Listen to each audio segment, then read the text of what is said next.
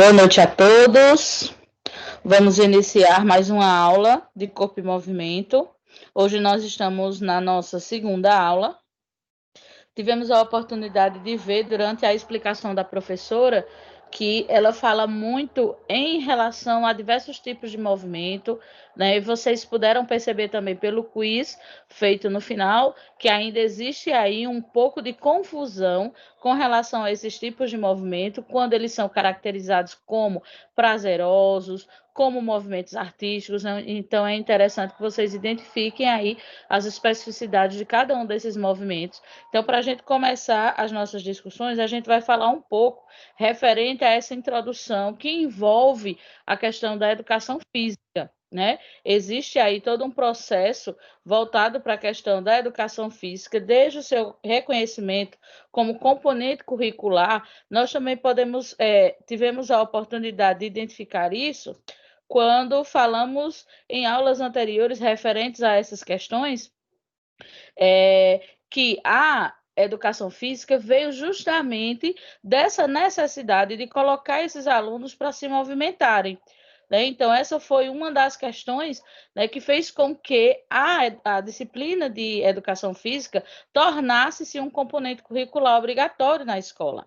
Né? Ele tem sofrido diversas mudanças no tocante da sua metodologia. Né? Então, antigamente, a educação física não tinha o peso de reprovação, né? Então, era uma disciplina voltada para a questão da movimentação, socialização, conhecimento do corpo, porém, ela não tinha o peso de reprovação. E hoje, depois de algumas alterações, sim, ela tem o peso de reprovação, né? Então, Dário Rangel sugere como uma abordagem eficiente os parâmetros curriculares nacionais, os PCNs, onde eles fazem uso das dimensões conceituais, procedimentais e atitudinais, que também são referentes a questões de movimento. A educação física e os parâmetros curriculares nacionais. O papel da educação física escolar é trabalhado na cultura corporal do movimento, principalmente na escola, já que é na escola que o indivíduo fica a maior parte do tempo. É nela onde ele constrói o seu conhecimento e sua identidade como sujeito crítico e reflexivo. Fazendo uso da cultura corporal de movimento, a educação física ganha importância no contexto escolar, visto que contribui para a formação do futuro cidadão em aspectos cognitivos, socioafetivos, não se preocupando somente com a questão psicomotor. E aí a gente observa o seguinte: a educação física ela é inserida desde a educação infantil, né? Só que, obviamente, com nomenclaturas diferentes. A gente vê a nomenclatura de educação física no ensino fundamental 2, mas na educação infantil a gente trabalha a educação física através da disciplina de corpo e movimento, a gente trabalha a educação física no ensino fundamental 1, através da disciplina de recreação. Por isso que essa recreação precisa ter um direcionamento, precisa ter um acompanhamento. Os professores não podem colocar apenas os alunos para brincar aleatoriamente, né? Então, é importante que esse processo seja acompanhado, seja direcionado, como foi dito por uma das pessoas que mandou dúvidas para a professora responder, que essa atividade, seja ela uma brincadeira, seja ela um jogo, que essa atividade seja realmente direcionada, né? Que essa brincadeira seja direcionada e que ela tenha um objetivo educacional, ou seja, o professor ele vai levar essa atividade, porém essa atividade precisa ter uma ligação com o que está sendo trabalhado, precisa ter uma ligação com o desenvolvimento motor daquela criança, ou o desenvolvimento corporal, a inibição, né? Então, assim, principalmente no ensino fundamental 1, eu vejo muito essa dificuldade nesse período especificamente, né? Que é justamente como essa educação física é tratada como um processo de recreação, que os professores eles deixam muito soltos. Você viu também na aula de hoje que é necessário que essas crianças tenham essa atividade de movimento livre, certo? Agora, quando ela se refere a essa questão de movimento livre, é você propor aquela atividade e deixar que a criança a desenvolva. Mas o profissional da educação precisa saber, né? Eu vou trabalhar hoje a pula corda, como ela deu uma sugestão, né? Então, veja quais são os movimentos que vão ser desenvolvidos nessa atividade. Então, a criança vai precisar de agilidade, ela vai precisar de atenção, porque ela precisa ficar atenta à música que as pessoas que estão batendo a corda cantam, para saber qual é a velocidade em que ela vai desenvolver naquele momento. Então, assim, uma atividade que é proposta em sala de aula, ela tem todo um contexto educacional por trás. E é esse contexto educacional que o professor precisa ter ciência. Né? Então, eu não vou levar uma atividade simplesmente por levar, eu preciso ter todo o embasamento educacional para aquela atividade. E aí a gente fala um pouco sobre a concepção do professor de educação física escolar. Dentre o universo de professores de educação física, nota-se que não demonstram interesse em pensar o quão importante é a sua prática perante a sociedade. Ou seja, pelo conhecimento de mundo, os profissionais sabem da relevância de sua contribuição, porém, fraquejam em reflexões e argumentos para justificar sua posição perante os alunos. Quando a gente vê essa fala, a gente identifica o seguinte: muitos profissionais de educação física, e também a professora relatou isso na aula passada, eles trabalham a educação física única e exclusivamente como uma atividade para se jogar bola. Então, a gente entrega a bola aos meninos, deixa os meninos jogar. Eles vão jogar futebol, eles vão jogar vôlei, muitos deles não sabem as regras corretas desses jogos e não existe um direcionamento desse profissional da educação. E isso também precisa ser revisto, né? Porque o aluno, antes de começar a praticar, ele precisa conhecer quais são as regras daquele jogo, qual é a importância, qual é a relevância histórica daquele jogo, para que a partir daí sim ele comece a praticar, mas fazer uma prática dentro das regras que são cobradas para aquele jogo. É preciso atentar que a educação física escolar não deve ser submetida ao esporte, bem como as aulas transversalizadas sobre saúde e qualidade de vida. Esses contextos podem ser utilizados como fruto nos temas trabalhados, expressos em seus instrumentos pedagógicos, com objetivos educacionais e inclusivos. Eu achei super interessante quando a professora vem e coloca toda essa questão de movimentos esportivos voltados para a questão de inclusão, né? O futebol para cegos, a questão das atividades que são desenvolvidas com os cadeirantes. Então, assim, será que as nossas crianças têm essa noção? Será que eles têm acesso a esse tipo de informação? Olha, eu digo a vocês por experiência própria. O ano passado, 2019, foi feito um projeto na escola onde eu trabalho e o pessoal trouxe um grupo de Recife que jogava basquete, que era um grupo de cadeirantes. Gente, foi um show. Todas as pessoas presentes ficaram boquiabertas com o trabalho desenvolvido por eles, pela questão esportiva. Foi incrível, sabe? A apresentação desses alunos, a vivência que eles puderam passar para a gente foi realmente incrível. Uma experiência muito interessante, onde a gente pode identificar o quão importante é você conhecer também outras realidades. Né? Então, assim, são pessoas que têm as limitações, eles não têm os movimentos das pernas, mas eles desenvolvem e potencializam a movimentação do tronco e dos ombros. Gente, é incrível você ver eles jogando. Então, óbvio que a gente não vai ter a oportunidade de levar esses profissionais sempre para a nossa escola, para que os nossos alunos conheçam. Mas se a gente procurar vídeos deles na internet ou de vários outros grupos, você vai encontrar muita coisa para levar para que seus alunos tenham esse conhecimento.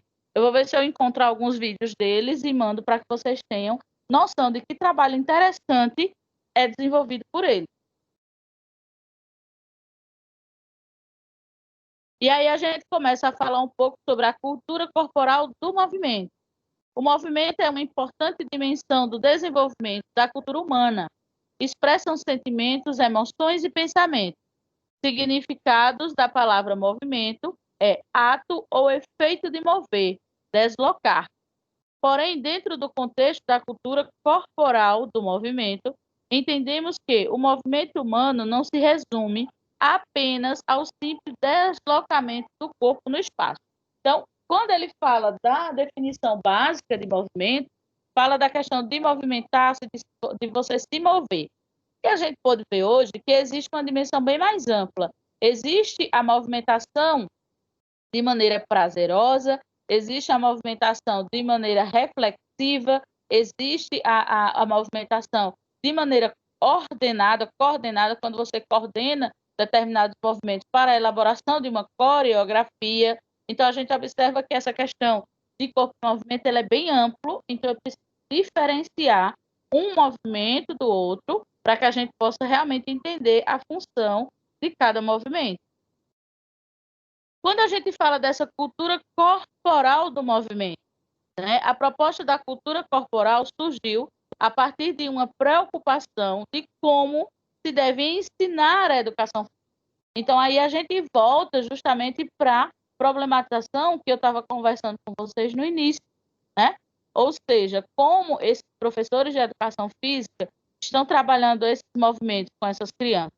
Como os professores do ensino fundamental 1 estão trabalhando essas aulas de recreação, né? Como é que isso é trabalhado, como é que isso é exposto para essas crianças? Existe um acompanhamento dos profissionais que estão à nossa volta, eles estão acompanhando o desenvolvimento dessas aulas, como é que está funcionando?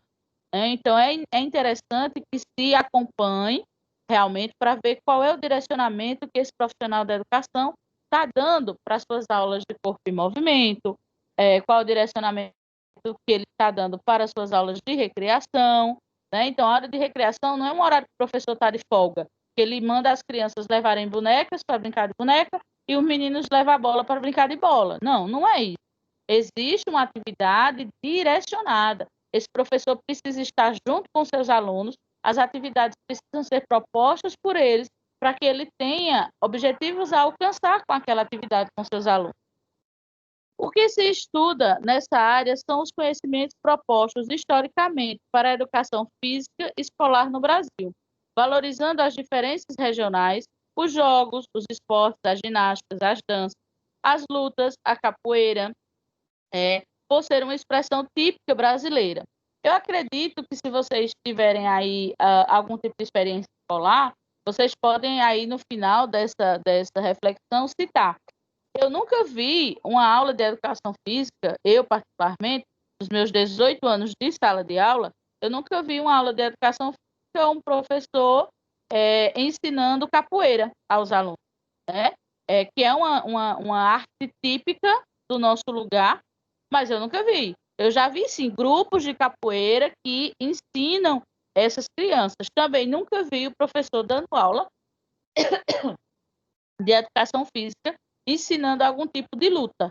Também nunca vi, né? Porque a gente tem aí as artes marciais que trabalham questão de disciplina, questão de conhecimento de corpo, desenvolvimento de músculo.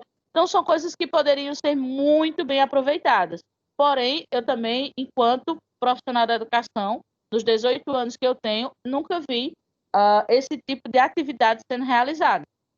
Dentro de uma aula de educação física, um professor ensinando luta, ensinando capoeira. Nunca vi.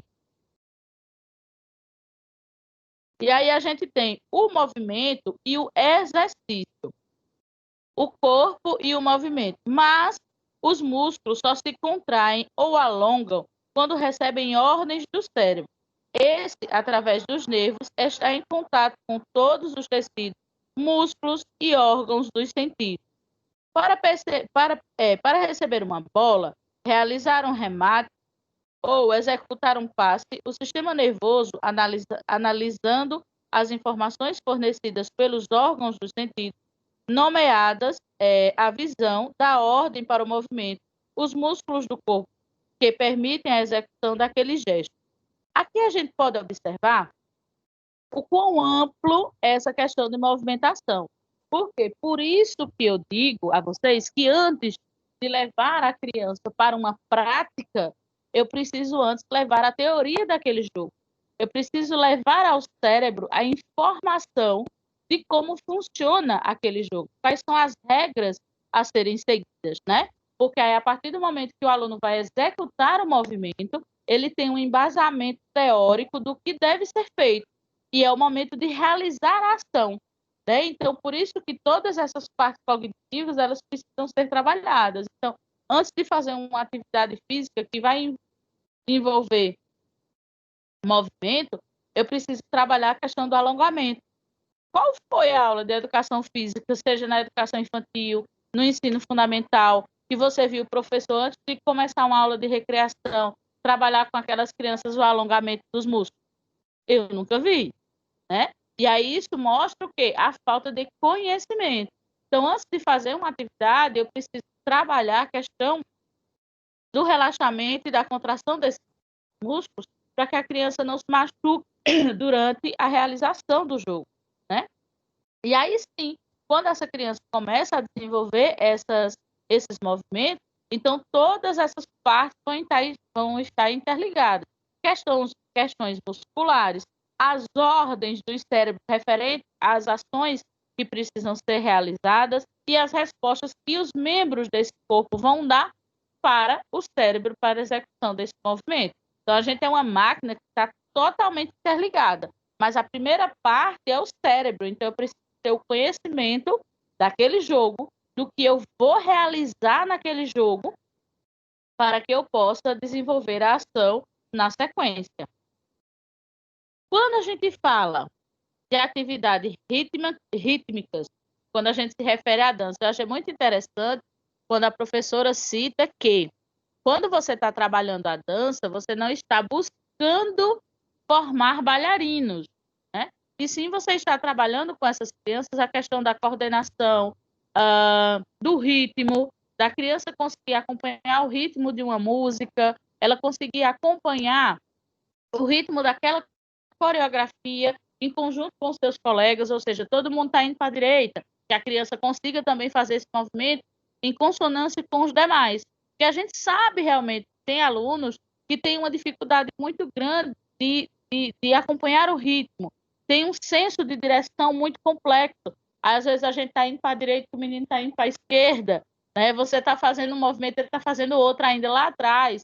Então, tudo isso vai sendo aperfeiçoado ao longo do tempo, né? Então, a gente começa com gestos mais simples, com movimentos mais simples, e isso vai sendo aperfeiçoado ao longo do processo. Quando você vai trabalhando essas habilidades com esses alunos, eles vão melhorando, né? Não vai ficar perfeito, porque quem tem o ritmo mesmo, ok, quem não tem, por mais que se esforce, fica complicado, né? Então, a gente precisa conhecer a limitação de cada um. Movimentos realizados com acompanhamento de sons, palmas, músicas, canto, instrumentos musicais, etc.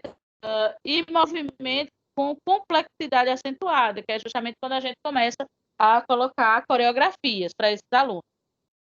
Danças folclóricas, pedagógicas, criativas, brinquedos cantados, cantigas de roda, dramatizações. Então, a dramatização é uma coisa que a gente vai usar com bastante frequência para a resolução dessa questão rítmica, né? Então, veja que essa coreografia e essas dramatizações, elas já vão ficando para o final do processo. No começo, você precisa trabalhar essa questão de movimento, acompanhando o som, acompanhando música, ouvindo os comandos do canto que o professor está desenvolvendo. Então, esses processos precisam ser trabalhados de maneira gradativa. Você começa no início do processo e você vai aumentando o grau de dificuldade daqueles movimentos que estão sendo realizados com aqueles alunos, para que você consiga conseguir dele, né, que você consiga observar a evolução deles com relação ao seu desenvolvimento motor. Quando eu falo da motricidade humana, consiste no estudo das inter-relações culturais e biológicas, ontológicas e fisiogenéticas, no movimento humano proposto para a educação física. Quando a gente fala dessa questão fisiogenética, são justamente as habilidades que eu já nasço com ela. Então, tem pessoas que têm habilidade de movimentos corporais. Ele consegue desenvolver o movimento, ele tem um gingado no corpo, e tem alunos que não têm, né? Então, eu preciso entender as limitações de cada um desses corpos, né, e trabalhá-los, tá? Então, obviamente, eu não vou conseguir a mesma desenvoltura de todos os alunos, mas eu vou pelo menos conseguir que ele melhore um pouquinho ao longo do processo. Propondo para a educação física escolar uma nova denominação, educação motora, entendendo que ela seria o ramo pedagógico da ciência da motricidade. Ou seja, a motricidade é justamente quando você coloca esse aluno para se movimentar.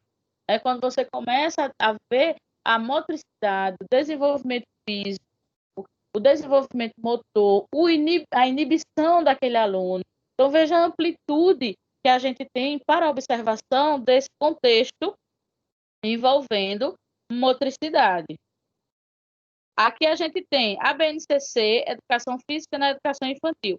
Eu trouxe para vocês alguns exemplos de atividades que são extremamente interessantes para serem trabalhadas com os alunos, né, no processo de educação infantil. Então, aqui a gente tem vários jogos que vão trabalhar graus de dificuldades diferentes, que vão trabalhar questões de equilíbrio dessas crianças, questão de atenção, de movimento, velocidade, entendeu? Então, existem várias atividades que para as crianças são uma brincadeira, como essa aqui, né, que a gente vai trabalhar a questão da amarelinha, que também foi um exemplo trabalhado pela professora na aula de hoje.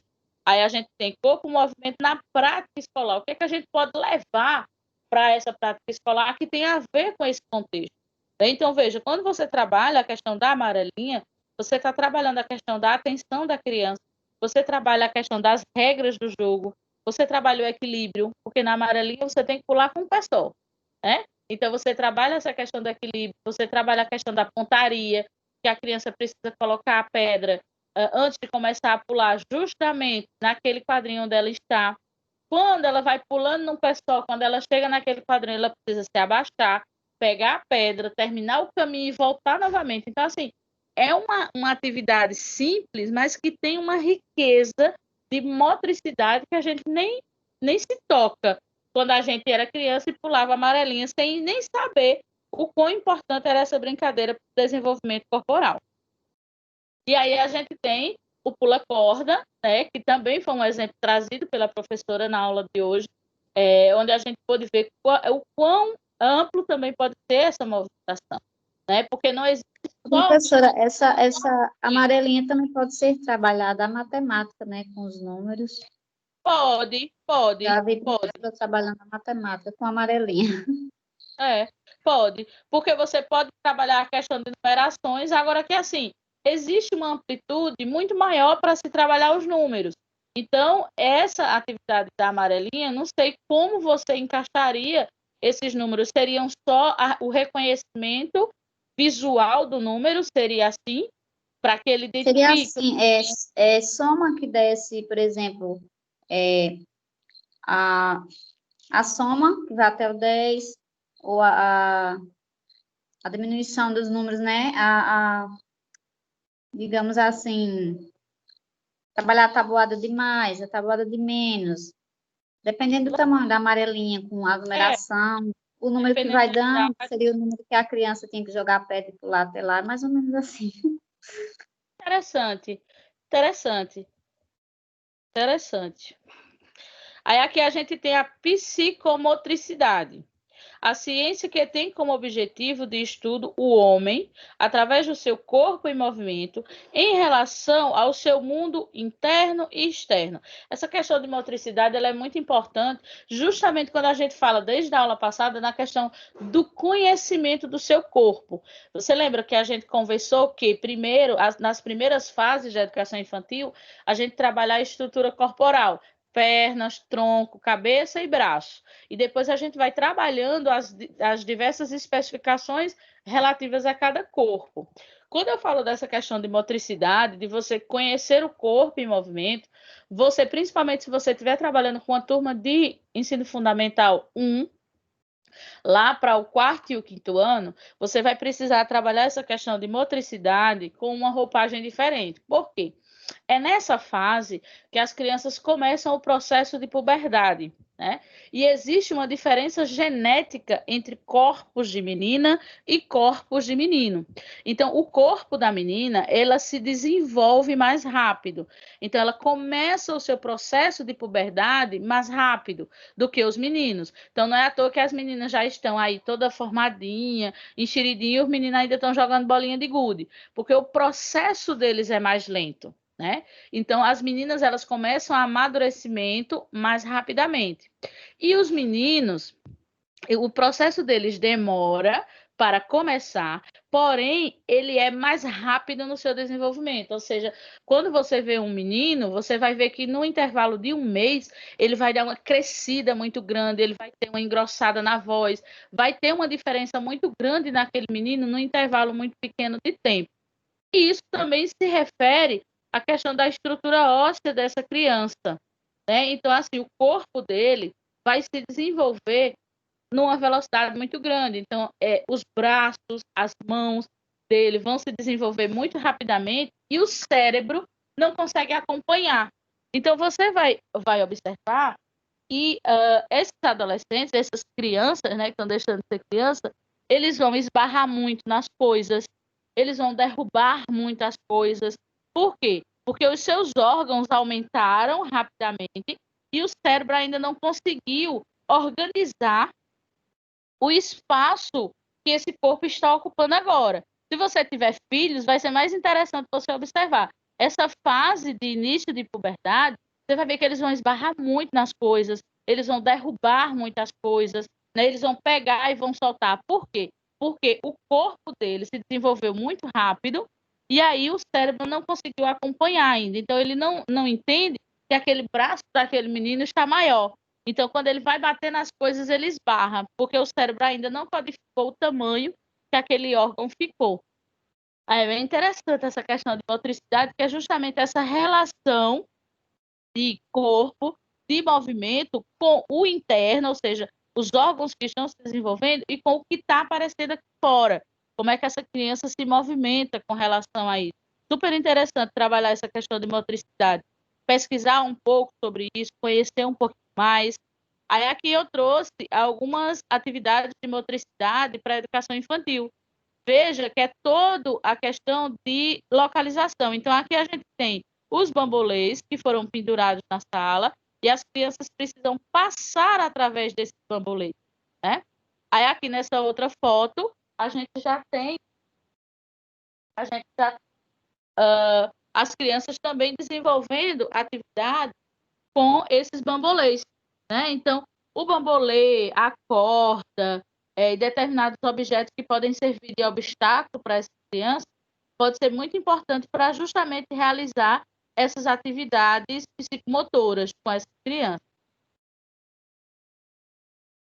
E agora, a gente vai, como também na aula passada nós trabalhamos, uma correção de atividades, lembrando que essas atividades não foram enviadas pela a tutora de vocês, foi uma atividade elaborada aqui por mim, para que a gente pudesse sintetizar esse conhecimento da aula de hoje, que trabalha nessa questão de dimensões do movimento, né? Que foi o que a gente viu nessa aula 2 de corpo e movimento. Aí a nossa primeira atividade diz assim: quando pensamos na linguagem corporal, estando atendendo às dimensões do movimento, que tipo de movimento seria esse? Seria um movimento estético, seria um movimento artístico, prazeroso, expressivo ou social? Quando eu falo, né, quando a gente pensa nessa linguagem corporal.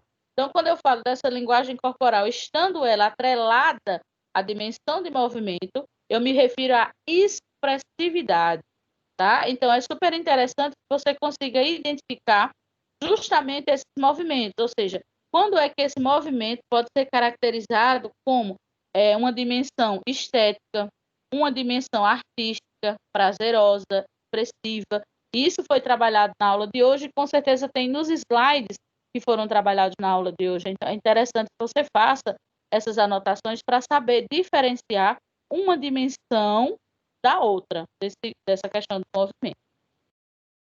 Segunda questão, sobre a criação estética do movimento da dimensão estética, analise as sentenças como verdadeiras ou falsas. Assim como nas outras artes, é preciso aventurar, expressar e criar. Isso é super verdadeiro, né, gente? Então, independente de que arte você esteja trabalhando, quando você envolve essa questão do movimento, né, então você vai estar se aventurando em novas coreografias, em novas peças, você vai experimentar novas realidades, você vai criar coreografias ou criar histórias junto com os seus alunos. Então, essa criatividade, não só vinda do professor, mas também dando ao aluno essa abertura de criação, é bem interessante. A segunda frase diz assim: é importante também conhecer, estudar e alimentar, apreciando criações de artistas da área, não esquecendo que se deve buscar um repertório multicultural e diversificado. Olha, sobre esse aqui, a gente ainda puxa lá para aquelas 10 habilidades da BNCC, lembra? Que fala dessa questão de você conhecer a sua cultura, de você alimentar-se dessa cultura, para que a partir daí você, enquanto educador, possa falar. Então, como é que eu vou falar do frevo, se eu não conhecer o frevo? Como é que eu vou falar dos caboclos, da cultura do caboclo de lança, que é uma cultura nossa pernambucana, se você antes não faz uma pesquisa, se você não conhece aquela cultura para passar para os seus alunos? Então, tem muitas coisas e muitas questões que são nossas, culturais, que precisam ser trabalhadas primeiro. Então, eu começo trabalhando o empoderamento cultural regional. Eu preciso mostrar ao meu aluno o valor que a minha cultura tem. E depois disso, a gente faz a amplitude no geral. A gente traz o samba do Rio de Janeiro, a gente traz outras manifestações de outros estados.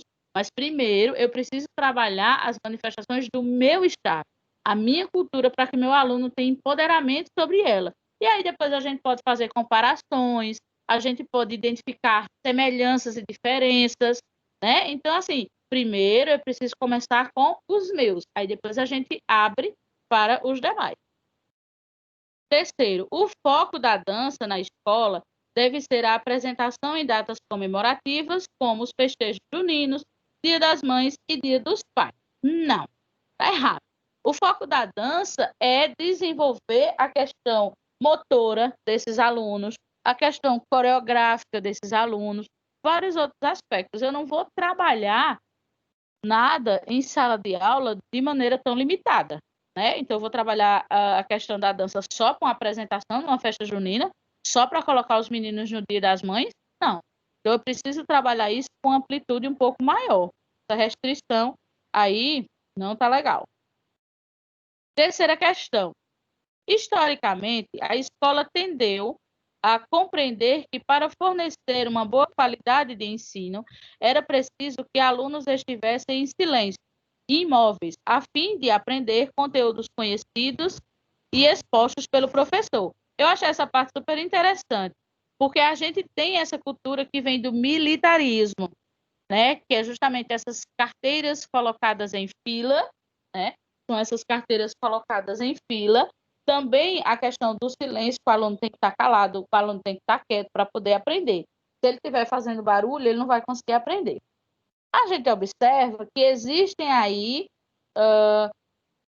identificações diferentes com relação a isso. Óbvio que tem determinados momentos que o silêncio e a disciplina são necessários para que a criança consiga ouvir o professor, para que essa criança consiga entender o que o professor quer passar para ele. Mas isso não quer dizer que todos os momentos esse silêncio seja realmente significado de aprendizagem, né? Então, existe um momento em que a criança precisa realmente estar em silêncio, estar atenta ao que o professor está dizendo, Mas também existem momentos que podem dar a ele uma liberdade de barulho, de conversa, de movimento um pouco maior. Na primeira frase diz assim: a noção de disciplina na escola sempre foi entendida como não movimento. As crianças educadas e comportadas eram aquelas que simplesmente não se moviam. Certíssimo. Era essa a noção que se tinha, e é essa a noção que a gente ainda hoje tenta desmistificar em vários aspectos, porque essa noção era a noção do militarismo, né? De colocar as cadeiras em fileiras, de manter os meninos calados e atentos ao que está sendo dito, né? Então, isso aí era uma questão que vem do militarismo, e a gente ainda tem vários tabus ainda para quebrar com relação a ela. Segundo, embora conhecimento, não, embora inconsciente de que o corpo é um veículo através do qual o indivíduo se expressa, o movimento corporal humano acaba ficando dentro da escola restrito a momentos precisos, como as aulas de educação física e os horários de recreio. Isso também está certo. É triste, mas é verdade. Ou seja, dentro da escola, a gente precisa de um mínimo de organização. Então, eu vou trabalhar essa questão de corpo e movimento, a grande maioria das vezes, principalmente quando eu estou em ensino fundamental 1, a gente tem uma restrição maior. Mas, dependendo da criatividade, da boa vontade do professor, esse trabalho pode ser feito em vários outros lugares. Você veja aí o exemplo que a colega deu, trabalhando matemática através de uma amarelinha. Então, na aula de matemática, a gente pode levar as crianças para o pátio, depois de ter trabalhado esse contexto com eles, fazer a amarelinha, né, e trabalhar essa aula lá. É uma aula de matemática, que você está inserindo uma brincadeira para trabalhar a aprendizagem desses alunos. Então, muito depende do querer do professor, da criatividade do professor, do que ele tem disponível com relação a material, a espaço físico da escola. São muitas questões a serem analisadas e só quem tem a condição de analisá-las são vocês, né?